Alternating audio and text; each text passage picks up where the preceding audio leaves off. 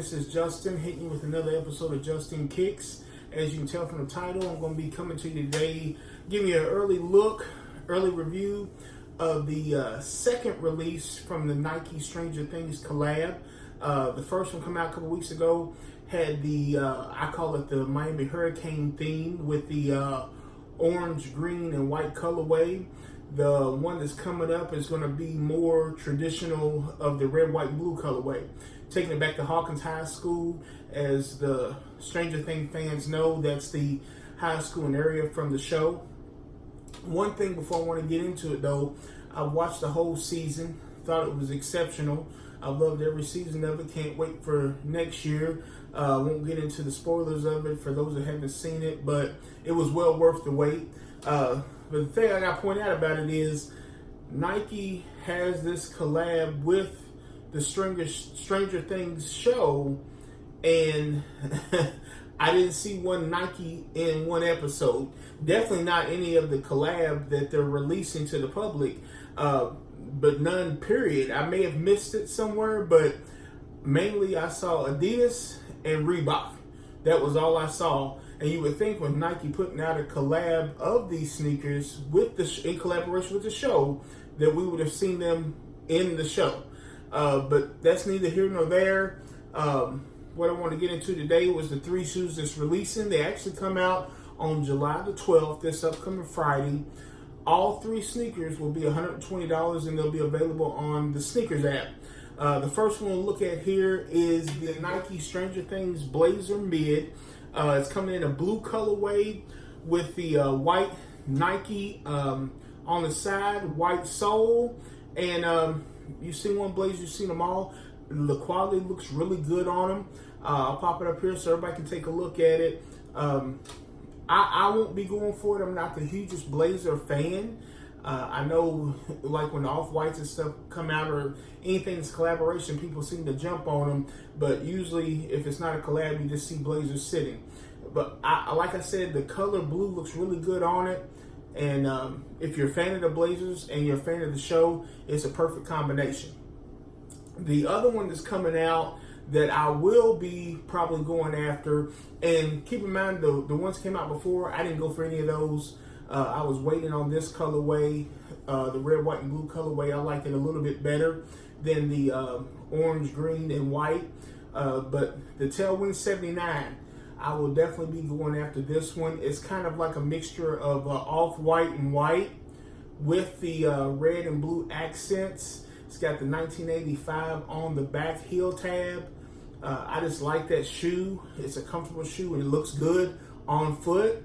So I'll definitely be going after that. And again, it's going to be the same price, $120, releasing this upcoming July 12th on the sneaker app. The final one that's going to be coming out is the Allred Cortez.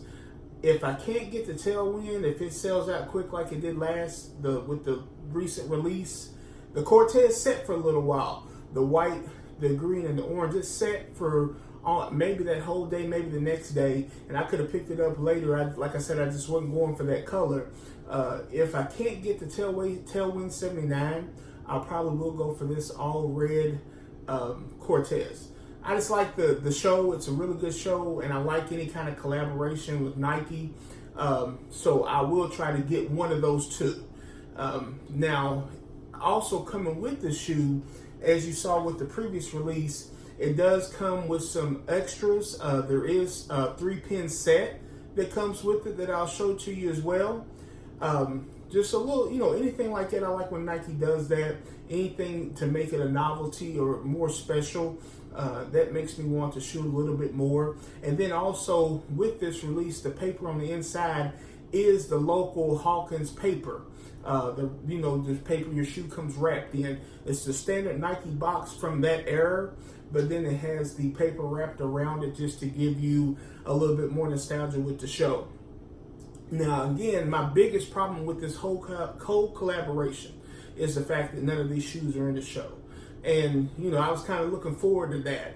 With Nike doing this, it made perfect sense to put product placement in the show that you're doing a collaboration with, which I saw none of it. So it lets me know the show was probably shot a while ago.